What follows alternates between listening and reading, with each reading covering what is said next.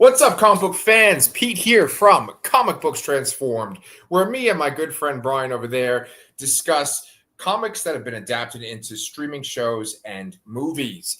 We are covering Daredevil Born Again, which is up to episode 6. We just finished covering episode 3 like 2 weeks ago, so we're going to do a little catch up.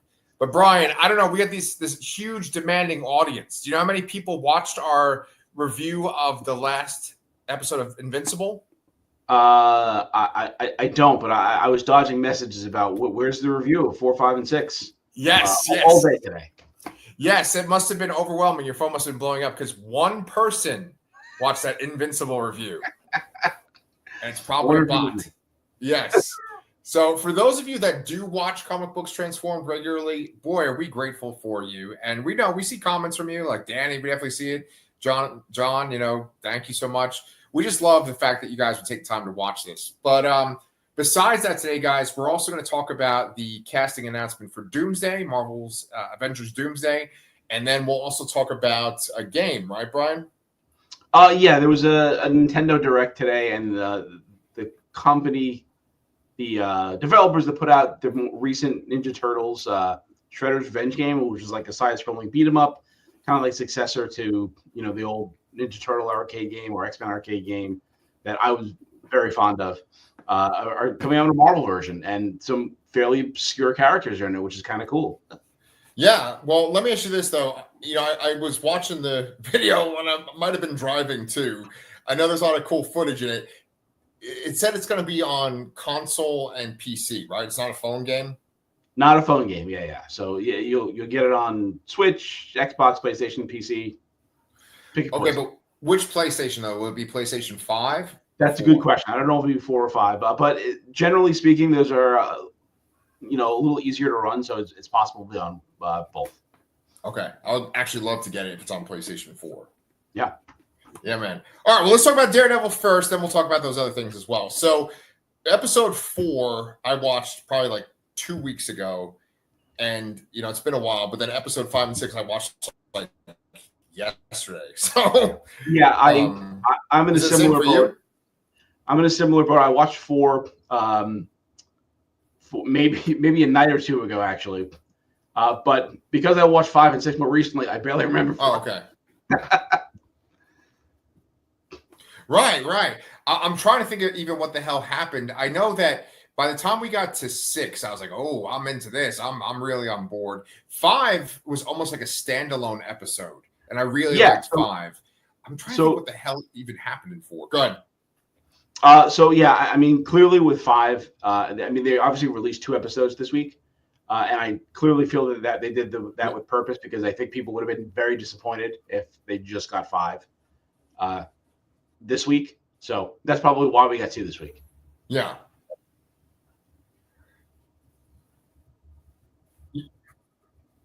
Yeah, well, see, 5, though, I get people would be disappointed because it's sort of like the standalone episode, and it's not like this. What, am I freezing up? A little bit, yeah. Oh, no. Are you there, Brian? Yeah, I'm here. Yeah, you were kind of freezing up, too. But I was going to say, okay, good. So, like, 5 was this, like, standalone episode, and I think that people would be disappointed because there's sort of this overarching story. It's just like all these other serialized shows at this point. But I think the quality of 5 reminded me of some like really great standalone Daredevil comics. What about you? Yeah, that's actually a really good point. I mean, a lot of comic issues are just standalone stories, and maybe you call them filler, maybe you call this episode filler, but they are a staple of every comic, really, or most comics, I should say. Yeah. Maybe we could talk about 5 a little bit since it's fresh in our minds, and then if there's parts of 4, we can maybe remember it while we're describing 5. We should go through 4 a little bit. So 4 is there's a lot of setup in 4, and then ultimately it leads to the cameo of the Punisher, which I think is important to mention. I think one of the big things of the themes of episode 4 was the relationship and between Kingpin and his wife and Vanessa. Some slightly awkward moments in that therapist's office, I would say. But you find out more about what happened and Adam and why. It's maybe not as revealing as I expected it to be. And then at the end, you kind of see right. what Kingpin's been doing with him. Yeah, that was a cool twist, because the main or one of the main plot points of this season is like, is the Kingpin evil still, or is he going to go back to being evil? Is he truly reformed? And most of his actions have been on the threatened the chief of police, and then can you hear me, Brian? Yeah, you're jumping around, cutting out a little bit there, but I'm getting the gist of it. Yeah, it's raining in Texas. I don't know if that's affecting the Wi-Fi or whatever, but Okay. like I was gonna say that like he hasn't really done anything super bad, but then we see that he's got this guy Adam in a cell, and that's the big reveal. I think what it really is that, and they show this with Matt in different ways, that they're trying to live their lives within the system, and their old lives are kind of calling them back, and they're slowly falling back into their old lives as a crime lord and a vigilante. Both of them are just trying to move past it, and they just can't. Yeah, exactly. And I actually really, really liked the end of 4 because it was sort of like this montage of the two of them. And I really like Matt practicing on the rooftop, like he's going to be Daredevil again. And I think the episode ends with him like shooting his little bola thing at the camera. Yes. Yeah. But what the hell else happened in 4 besides the Kingpin stuff with Adam? Well, we see Hector's niece approach Matt about, just what happened with her uncle, is kind of establishing her as a character. I don't remember why Matt goes to see Frank. I honestly don't. But what I took out of that was that, again, it's that theme of Matt trying to work within this system, but him doing that has consequences. So like him not doing anything about Foggy. Yeah, I think the reason why he goes to talk.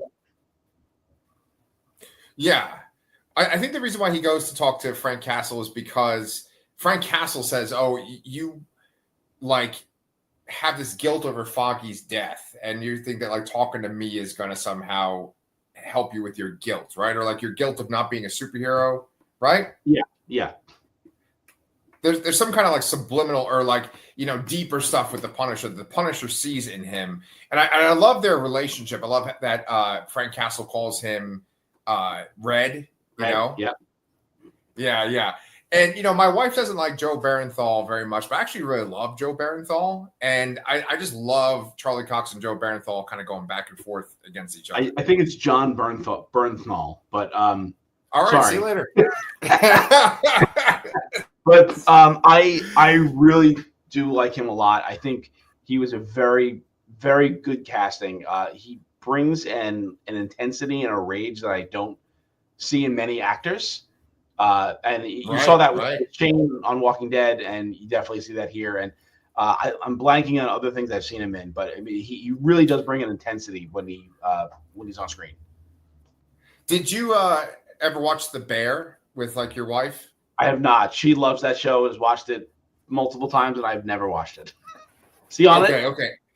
So, I mean, this is a slight spoiler, but not really. He's the main character's older brother that committed suicide. And so you see pictures of him and like a flashback or two in the first season. Then in the second season, there's a flashback that's like a Christmas dinner. And like Jamie Lee Curtis is in it and Bob Odenkirk. I've heard a lot about that episode.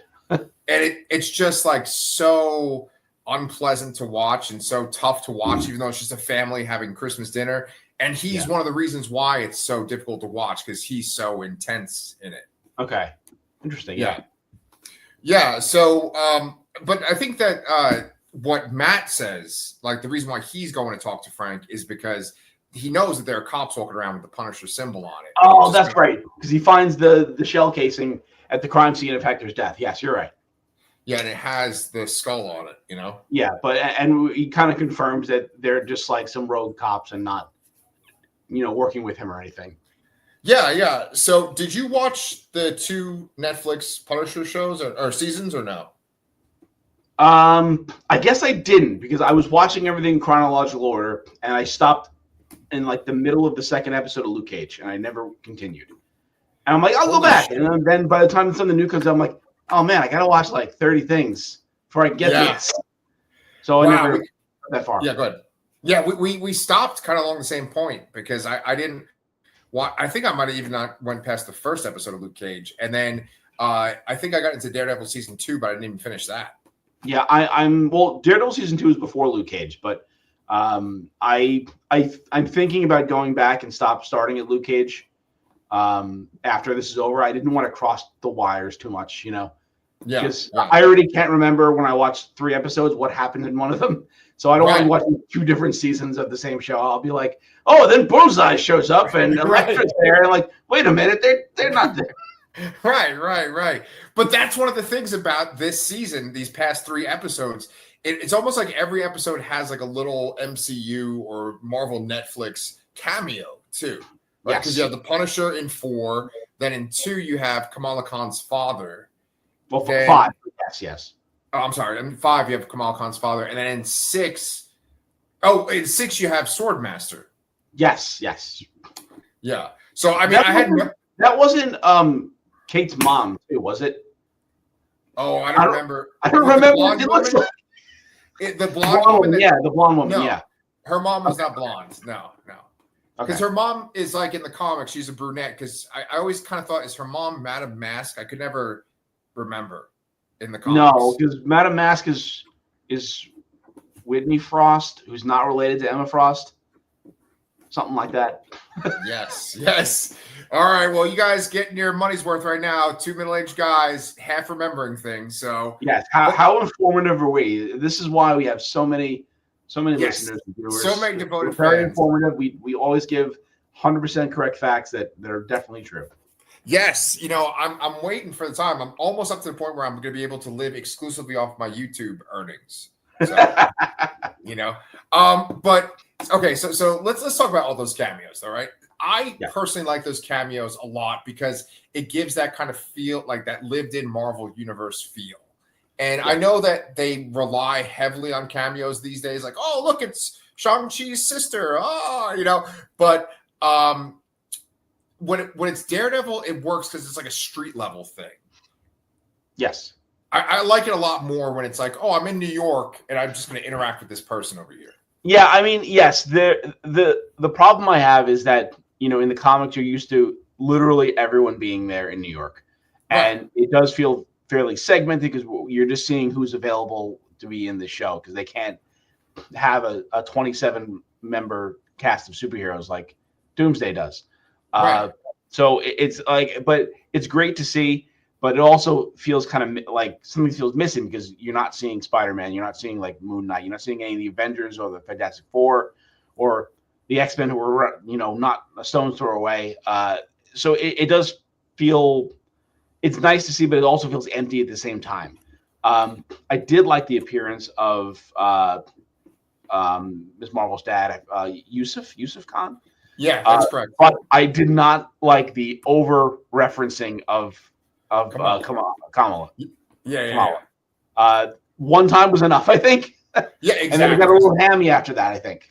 Oh, of course. He's like, look, here's her Funko Pop. And he's like, oh, yes, you can't see. And it's like, I don't think if you had like a blind client for your bank, you'd be like, look at this blind man. And then look at this and zoom in. Right. Yeah. And it's too much because he's like, I got this awesome daughter. And then, oh, by the way, we have a superhero, Ms. Marvel. Oh, I mean, he knows that she's Ms. Marvel. So go ahead. What they just needed to do was just say, hey, here's Yusuf Khan. I live in Jersey City. That's all they need to say. Right. Don't treat your audience like a bunch of morons. I mean, I guess maybe they're expecting that, because I guess, people, a lot less people have seen the movies recently. Maybe they feel they have even less people have seen the shows. So maybe they don't know who that is. And I guess that's for that kind of viewer here that may be coming into like, oh, Daredevil. Daredevil was awesome on Netflix, but I haven't watched anything else on Disney Plus. They have no idea who Ms. Marvel is. So I guess that's for them. But for someone who has watched it, who does know this stuff, it felt very forced. Yeah, it's like it's too on the nose.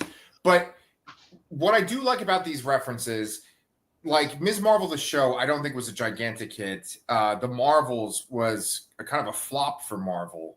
So to reference her, it's like saying, like, yeah, this is the same universe. We're not going to just like brush things under the rug. Like that was probably my favorite part of Captain America: Brave New World, because that was a pretty mediocre movie.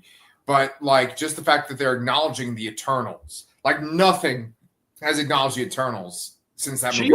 She did. Oh, all right, never mind. All right, Brian, I'll see you later, man. Jesus Christ. No.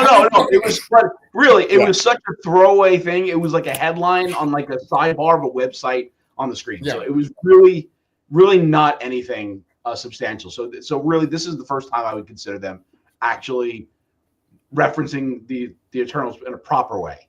Not as like a gag, because it was a gag in She-Hulk. It was like, hey, remember that thing that we haven't talked about that's really huge?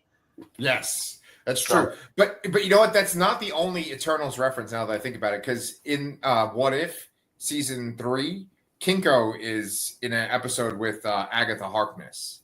Oh, okay. Wait, did I say Kinko? Like he's like some. Yeah, I was about to make it copies.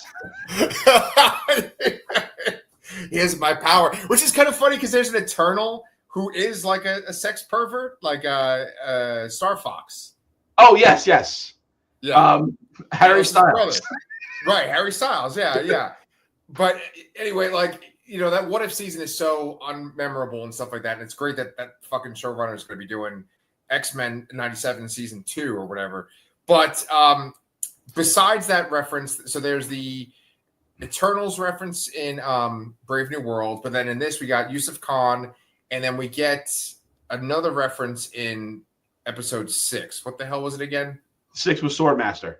Swordmaster! Yes, another thing where it's like, is anyone going to acknowledge Kate Bishop or Hawkeye? I know we saw Kate Bishop in the Marvels at the end, but otherwise that's just kind of... Well, go ahead. So what I would say is I like the cameo of Swordmaster better. So they obviously Swordmaster is from the Hawkeye show, and I think one of the references that did work about the one time they name dropped Miss Marvel was that she's out in L.A. visiting some friends. So that's, to me, it's like she's out hanging out with Kate in L.A. somewhere, who is, to me, is very associated with the West Coast because she kind of led her own little version of West Coast Avengers for a little while. Yes. So I liked how they did the Swordmaster cameo because they don't say, hey, I'm Swordmaster and my daughter likes to shoot arrows, or my stepdaughter or whatever. Like, So I think that was a better way of doing it. Here's a Funko Pop of her, blind man. See? No, but he met with Kingpin. And he met with Kingpin, yes. And so we can segue into that because I really like that episode. I really like that they show the Kingpin being talked down to so frequently that everyone's just like, you're doing a shitty job. Oh, you think you're special? We're the rich people. We decide what happens. You're just a mayor of New York City. What can you do? And go ahead. Oh, no, go ahead. No, and it's just, as you know the character, you're just sitting there thinking like, oh my God. He's like, when is he going to start punching people in the face? Exactly. I thought he was going to like take that woman's face and just like shove it into like a shrimp cocktail, or like, you like the flowers, like he would do something. But that would have been fantastic. But again, it's highlighting the fact that Kingpin is trying to turn over a new leaf. He's trying to work within the system, and he's coming to the realization that things were better when he worked the way he worked in his old life. Well, just to make things more fun and to kind of elaborate on this, do you think that really just with the X-Men, we see characters truly reform, like villains reform? I know we see it in Batman too, because like he has people that are on his side that are former villains. But I feel like with villains in general in the Marvel universe, not as many of them reform and change. People kind of fall back to their old patterns. I feel like some of the most famous examples are the X-Men. The first person I think of was Rogue. Right. Probably even throw Magneto in that realm there. But there are other heroes that reform. I mean, Hawkeye and Black Widow are great examples. They both started off as villains. Wolverine, that's X-Men. But then like taking your example of Avengers and X-Men, You have Scarlet Witch, Quicksilver, two villains too. Yeah. Right. Excellent point. Yeah. So I think I associate that Reform villain more with the X-Men, but I don't think it's exclusive to them. Yeah, and I think like it all depends on how truly villainous they are too, because like is Hawkeye like this evil villain when he first comes out? He's just kind of like a cocky showboat, right? Like when he first comes out, and like Scarlet Witch and Quicksilver are like devoted to their father's cause, but like the Kingpin, especially this MCU Kingpin, is pretty dastardly fucking guy. Yeah. I mean, just I keep thinking about that he wanted to have BB Urich in his office for like a meeting, and I'm like, you literally strangled our uncle to death. Okay, well, you know what? I'm glad you brought her up, Brian, because like they keep showing her little segments where she's interviewing people, and she's an example of like, okay, there was this older male figure, and now he's gone, so this younger female character is going to take his place. White Tiger, same exact scenario. However, I don't want to like knock the actress's work, but I didn't like her line delivery. Who, BB or oh my God, well, Angela. I mean, honestly, both of them, and of course I'm like, oh, what? I'm like a 42-year-old white guy saying this, but like there's all ranges to acting on the show. Like the guy who's the commissioner of police, for example, on this show, I think that his line delivery is pretty weak too. They have to say like clunky things on this show, and someone has to be like really talented to sell it. Yes. Vincent D'Onofrio does that. Yes. Charlie Cox does that. Right? Good. I do think I didn't notice anything too heavy-handed with BB. Maybe like the club scene, which I thought was very awkward, and also is it Michael Gandolfini? Daniel, like totally stood out in that crowd. Oh yeah. Oh, see, that'd be very awkward. That would be like me going to a club like that. Right. But see, okay, I feel better now because that's a white guy. He's a white guy from Staten Island, and I can say his line delivery is kind of weak too. So I was gonna say though that she's gonna probably become White Panther though eventually. White Tiger. Whoops. Yes, I think that we're not gonna like see that actually happen. I think they're just alluding to it. We'll probably have this character be forgotten about for a long time. I would honestly say, but I think the amulet is still in like police evidence, so she doesn't have it back yet.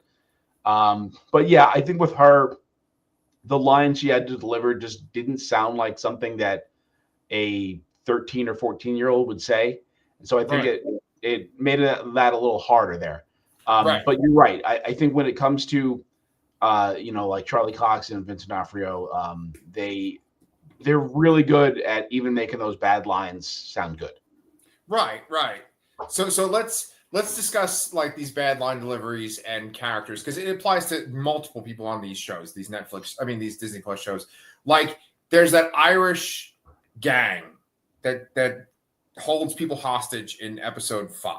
Yep. And the guy that's in charge, he's supposed to be this kind of badass, clever leader. Just some of the stuff he says, it's like it doesn't feel real. It feels flat. There's that one part where he asks the hostage negotiator to tell him a joke, and she tells this joke, and I just was cringing the entire time. Yes, I kind of was too there. Although I think the negotiator, it was one of the cops that was in the bar in the first episode. Yeah, I thought she did a very good job of having that kind of like casual, by the book negotiator thing that the robber guy called her out on.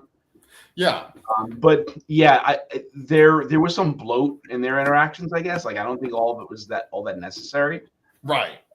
I did feel that episode, that whole sequence there felt like filling time. A lot of it could have been a lot shorter, I think.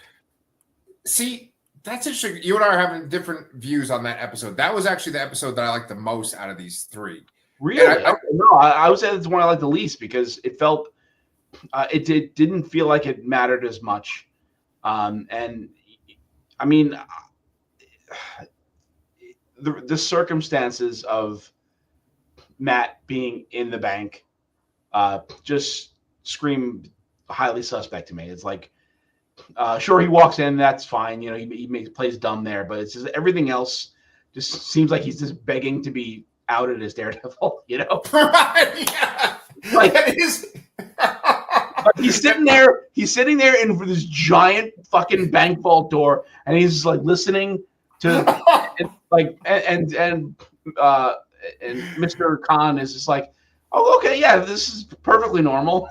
Yeah, well, okay. So that brings up a point that I wanted to discuss too.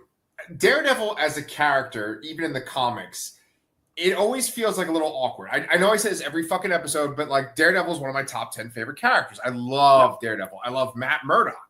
But Daredevil, the character himself, it's kind of like playing on this cliche, sort of unrealistic thing that like deaf people have enhanced senses. So like they can't see.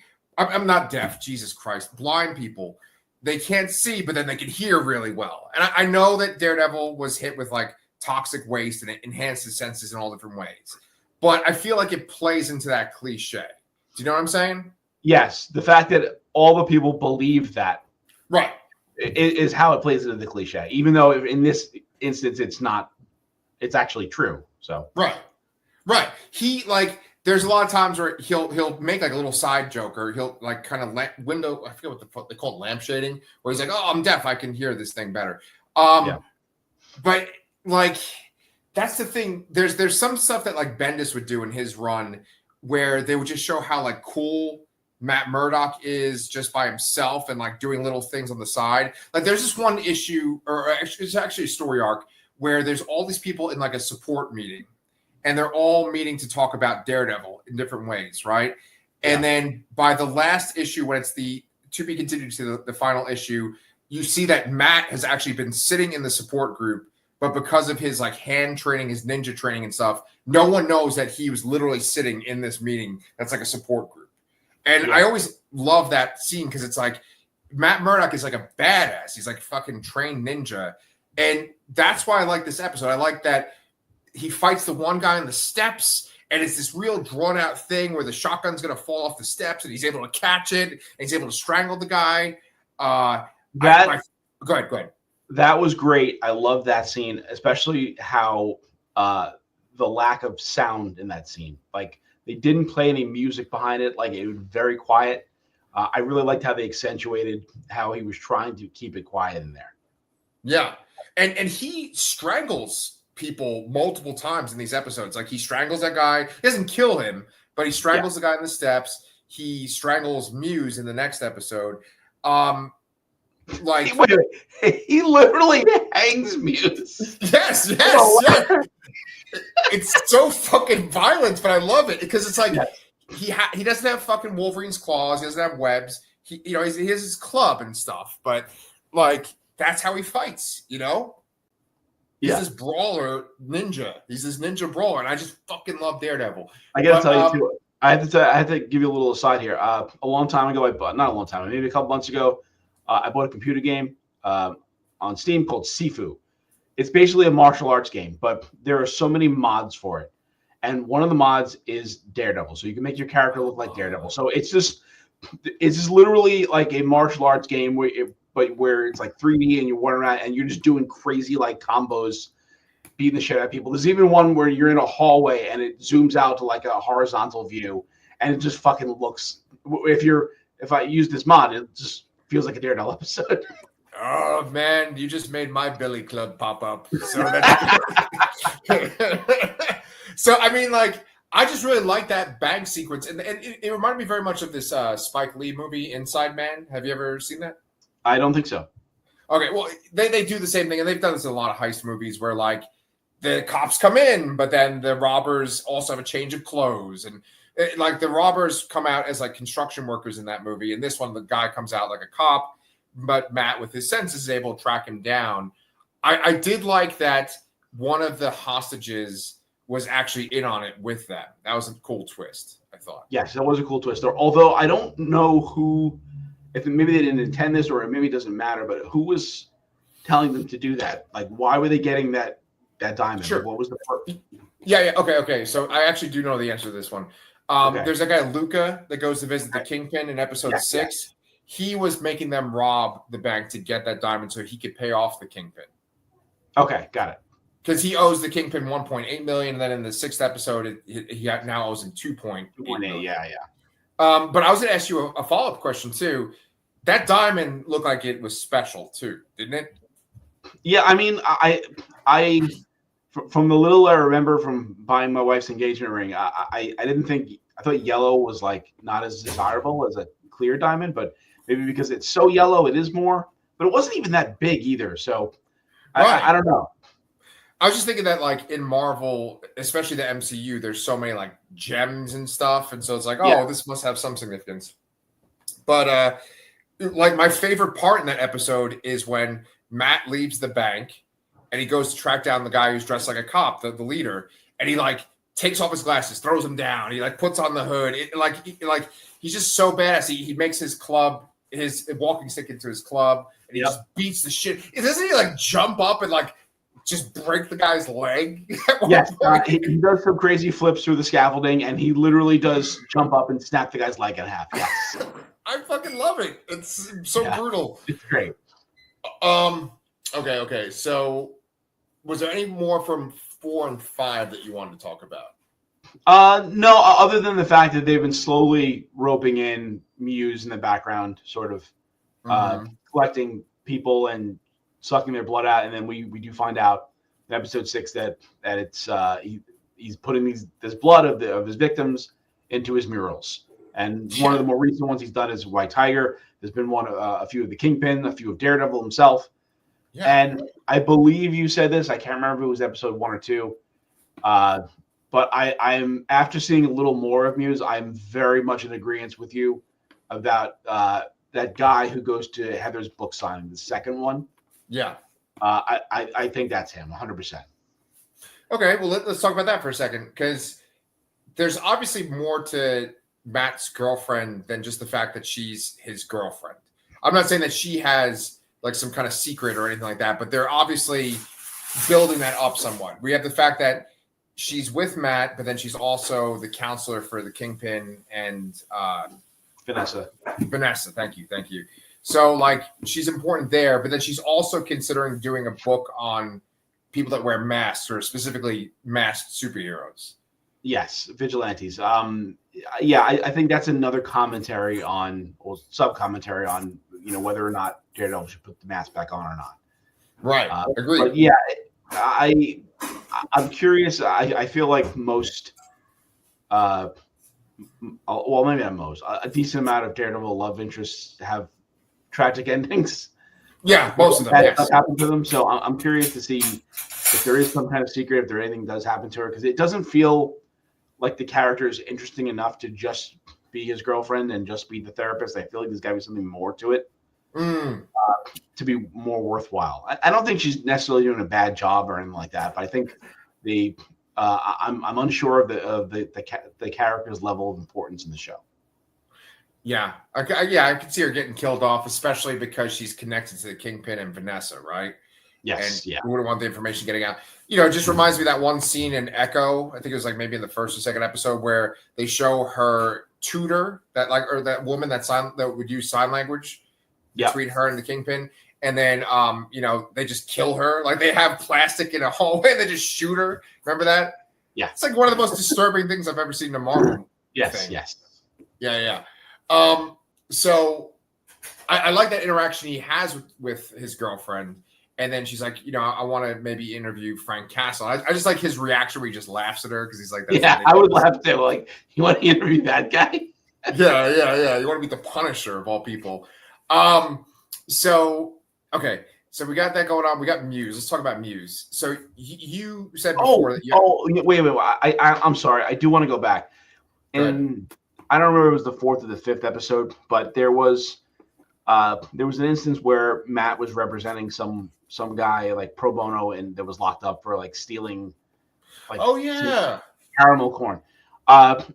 Again, overall, it did feel a little heavy-handed, but I actually did really like the point that it ultimately came to, where Matt is trying to just reduce his sentence, and really what it boils down to is that even though with the reduced sentence, like the city's willing to spend more money to incarcerate him than to feed him, because all he did was steal like a box of caramel corn or something, like a few boxes of it. And again, that's showing that Matt can do more things working outside of the system than inside the system. So right. I did kind of like that point that it ultimately got to, and they Angela kind of throws the same idea at him, like, if the cops aren't going to help me, who is, who can help here? And I think it's saying like, oh, I can help. I'm Daredevil.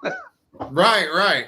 Well, okay. So taking that, do you feel like Marvel movies and shows have deeper meanings to them or messages to them? Because a lot of times I feel like they are making it seem like there's a deeper meaning, there's a deeper message, but it's really just to kind of move these pieces. So it's like, oh, Daredevil and Kingpin can fight each other now. It's not necessarily like, oh, this is a commentary on vigilantism or this is a commentary on corrupt police. It's just kind of like, we need Daredevil to go away for a little bit, then we need to make a comeback. We need the Kingpin to become evil again. Like, I feel like plot comes before message. Yeah, I think any messages or commentary do seem more surface level. We're not going to get too deep into things, but they are bringing things up like corrupt cops and people's political differences and things like that, and how people view the city. I actually really have sort of enjoyed those little tidbits of BB's like show or podcast, whatever it is. Yeah. People just commenting on how they feel about things are going in the city. I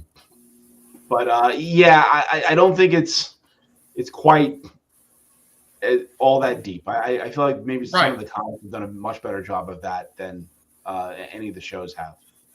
Right, exactly. Not that deep. Because, I feel like since they're owned by Disney, they can't make like true commentaries on certain things in society. It all has to be very generic. I think the worst example is at the end of Falcon and Winter Soldier, where like Falcon is now Captain America and he comes down and he sort of gives that speech to the politicians, do a better job, but it's so like ambiguous. There's not like a real point to it. Well, that one, I kind of give that one a little more slack because it's a character called Captain America, and which a lot of people kind of wrongly associate the meaning of. I think Captain America stands for what like America should be, and then making a commentary about America in this time, in actual time, is very complicated. Right. So, I cut that one a little slack about them maybe being a little more, ambiguous and not as direct with that. Mm-hmm. But it's less forgivable elsewhere. Because you're right. They're trying to appeal to as many people as possible, and that definitely does dilute things. Like I think the best messages, the best movies, the best things are when a director or a showrunner or a writer or a cast, they have a vision of something and that they executed that according to that vision, and they don't worry about perception of it.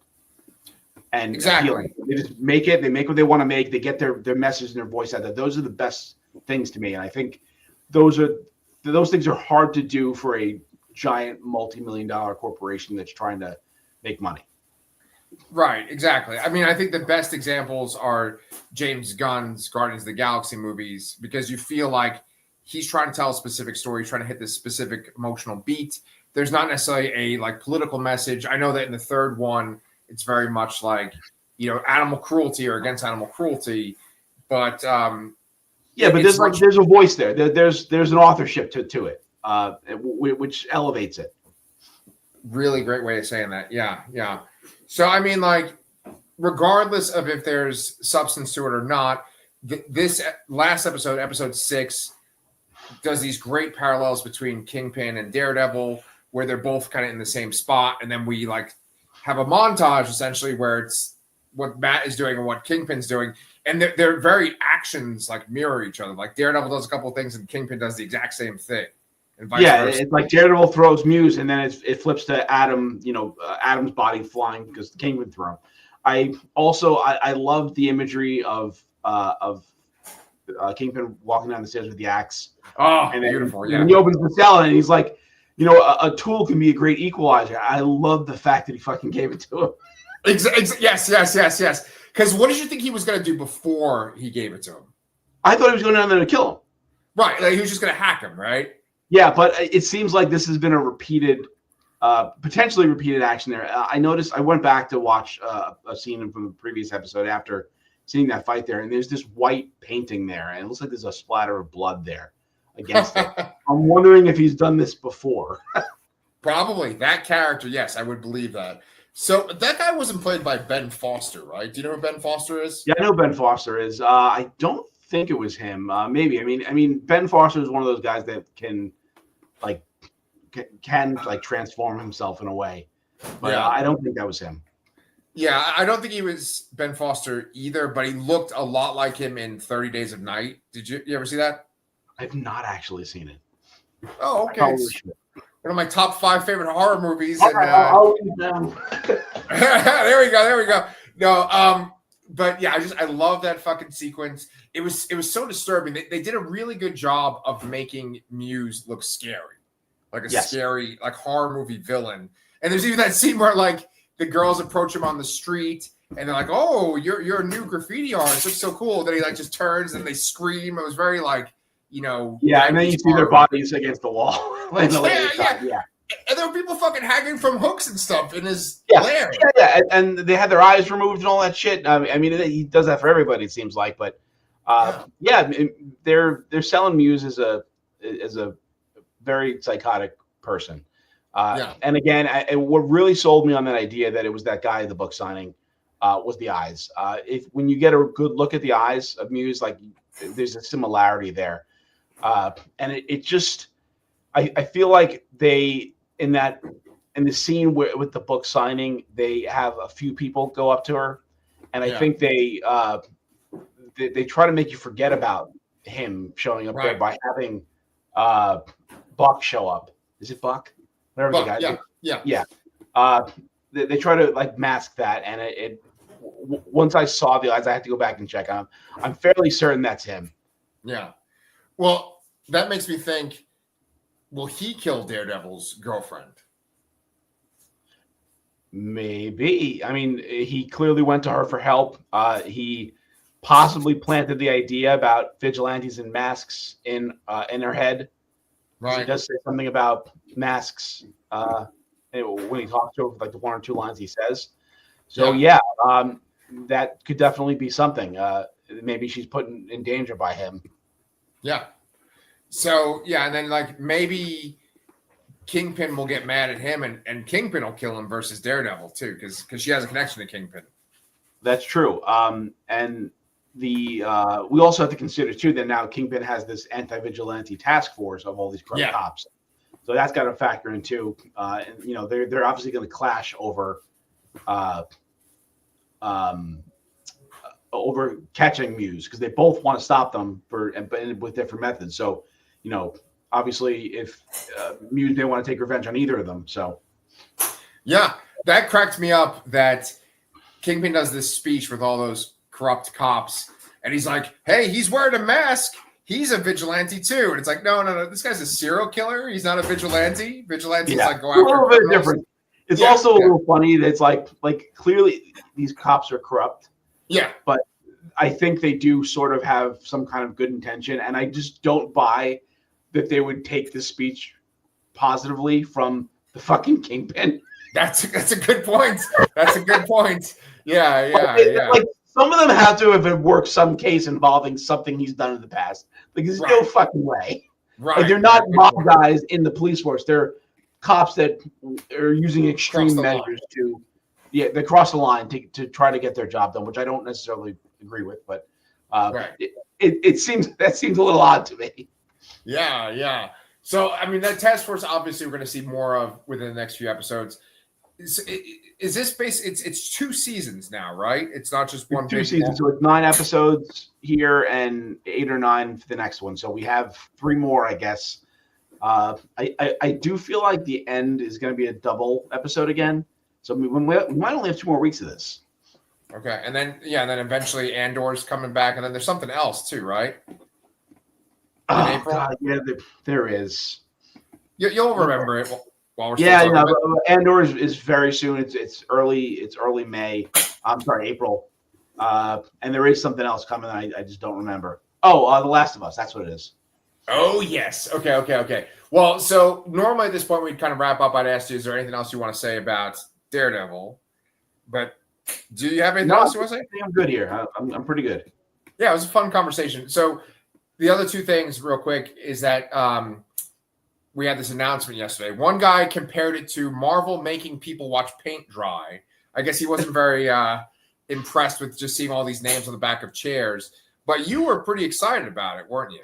I enjoyed it. So I actually talked about this with some coworkers who also have a podcast. They have a podcast called the Rum and Regret Podcast, and they kind of do something similar we do, plus the Lasercast as well. So they cover like horror and comic book stuff, but they do a little less frequently than we do. So similar topics, very similar, but the different execution, I guess. So I messaged both these guys because I'm like, hey, you guys watch this out of curiosity, and they had the opinions where it's like, this is so long, and one my friends Andy and Nate, one of them had compared it to when Game of Thrones had the ice melting for like the premiere date or something like that a while ago. It was excessive, absolutely. But to leave it on in the background at work, and then the music would swell every time they put a new chair up. Like it was like a nice little thing that kept me going during the day, I guess. Especially when you got to the end of the day and there was like all these X-Men names in a row, which was fantastic. Yes. Well, I watched a couple different YouTube shows that like just are basically all speculation. And I watched a guy, his name's The Cosmic Wonder, and he was talking about all the different people that have been cast in these movies. And then he said there's been a leak that talks about the plot for Doomsday. I won't go into it because I'm not sure. Do you care? I don't want to know. I don't want to know because I feel like knowing I knew everything in Daredevil, in Deadpool Wolverine, and it took away from the experience of seeing the movie. So okay, I'll watch the first trailer whenever it comes out. Yeah. But I'm going to try and limit myself to that. And obviously I know this cast list, but part of me is wondering if either there will be another cast announcement, like part 2 of it, or not, because there are a lot of missing names out of that. Yeah, most notable is Tom Holland as Spider-Man, right? Yeah, so I mean, ultimately what we saw on the list is some form of the Avengers where you have like Thor and Shuri and Ant-Man, Captain America, and then you have the Thunderbolts, and you have the Fantastic Four and the X-Men. But there's not much like New York representation. There's no Captain Marvel, which I find very odd. No Doctor Strange, no Spider-Man, no some of the bigger X-Men names we're missing. Like I wonder. Hugh Jackman. I'm surprised Halle Berry's name wasn't mentioned anywhere. And there's probably a whole bunch of others that I can't think of off the top of my head. No Hawkeye. So there's a lot of room there, but at the same time, you have to think that was 27 names. Like how the hell do you really make a movie with that many characters again? I would arguably say there's more characters in this, probably going to be in this than Infinity War and Endgame. Right. You know, without leaving a few out. Well, then here comes my question. No Guardians either. That was another big one too. Yeah, but you know what? I don't know necessarily if the Guardians will be in besides maybe Peter Quill. Yeah, because isn't it like Dave Bautista's... That was a big thing. I mean, there had to be a reason why Guardians 3 ended with him on Earth. Right, exactly. It's very telling that he was not mentioned in this. All right, well then you said a thing of like, how are they going to make a movie out of this? And so that's my question to you, Brian, is how are they going to make a movie out of this? What is the movie with this cast? I'm wondering here if this is just going to be universes colliding, much like how Secret Wars started. Was it Hickman? It was Hickman. It was Hickman. Mm-hmm. Time runs out. Time runs out. Yes, exactly. I feel like that's going to be it because what we have here is we have Fantastic Four, which I'm going to say is probably going to be an alternate reality, if not. I mean, it's at least got to be in the past, if not an alternate reality. We clearly know the Fox X-Men are a different reality, and then we have some representation of the Avengers in from this reality there. So that's 3 different realities, possibly at least 2. So I think that's what's going to happen there is, 616 is going to be represented by the Avengers. Ultimate Universe is going to be represented by the X-Men or Fantastic Four, something like that. And ultimately, we're going to end up with Battle World at the end of the movie. Yep. You are, I think that you are correct with that. I think that Ultimate Universe is basically just going to be replaced by the Fox X-Men universe. And you and I talked about this in messages and stuff the other day, but it's like it's probably in that time period when Wolverine wakes up at the end of Days of Future Past and everyone is alive now versus some of the characters that died by that point. But it's before that time of Logan. It kind of has to be because, James Marsden and Rebecca Romaine, Cyclops is dead. Mystique was depowered. Right. We never knew what happened with with Nightcrawler or anything like that. And that was probably one of the bigger surprises for me was seeing that Alan Cummings' name on there. Yeah. But bunch of X-Men missing too. I mean, how do they not have Rogue? Although I don't know if Anna Paquin would gel so well with Channing Tatum's Gambit, but I wonder in age how close they are because they actually probably are pretty similar in age. Anna Paquin. Now, I would say yes. Yeah. Okay, so hold on. There was 2 questions I had. One, what's the release date for this? Oh, Doomsday? Yeah. Is it like May 2026? God, is it that soon? I don't think it's that far. I don't think it's 2027.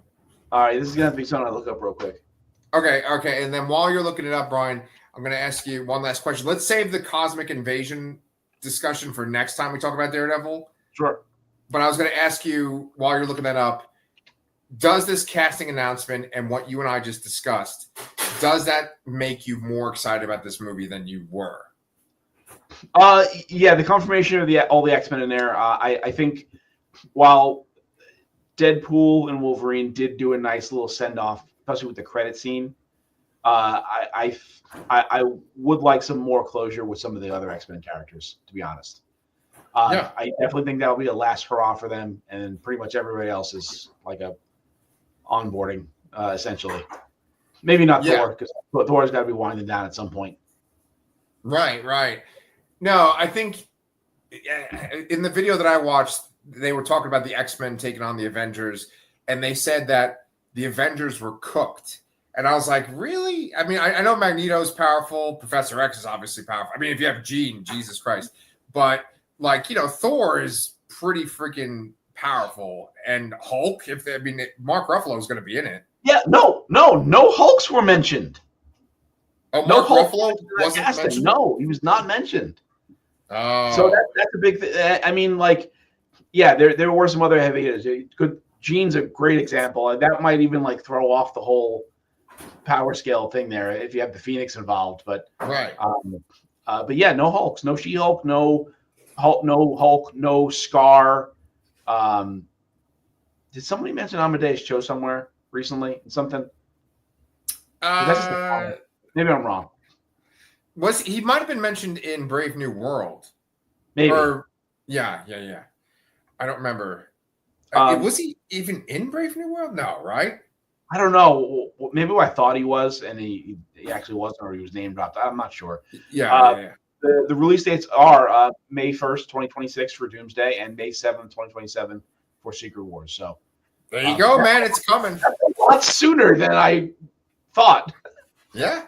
It's pretty much like a year, maybe a year and a month, but yeah. Yeah. Dude, I'm excited. I don't know. I mean, if they can kind of turn up the dial and kind of make things a little bit tighter between now and then, I'll be even more excited. But Daredevil has been enjoyable. Daredevil has been working for me.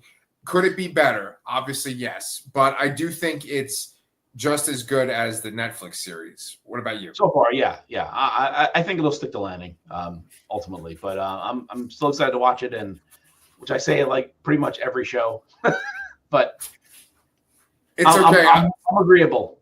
Yeah, it's okay. I say the same things like every time we record too. Did you know that Daredevil is my top 10 favorite characters? Oh my God, no, I didn't. Yes. Well, listen, guys, you should read Daredevil if you like this show. There's some amazing Daredevil runs. The Brian Michael Bendis run was one of the things that got me and Brian back into comics, besides obviously Ultimate X-Men, New X-Men, stuff like that. But yeah, we're going to just keep talking about the show for the remaining 3 episodes. We'll also talk about that Cosmic Invasion game next time we talk about Daredevil. And then, like Brian said, we have Andor coming up, and we have Last of Us. Yes. Yeah, so we got a lot of shit coming up. So, yeah, guys, if you haven't subscribed, please do to our channel. We love hearing comments from you guys, too. And I guess Brian and I will see you guys next week. Thanks,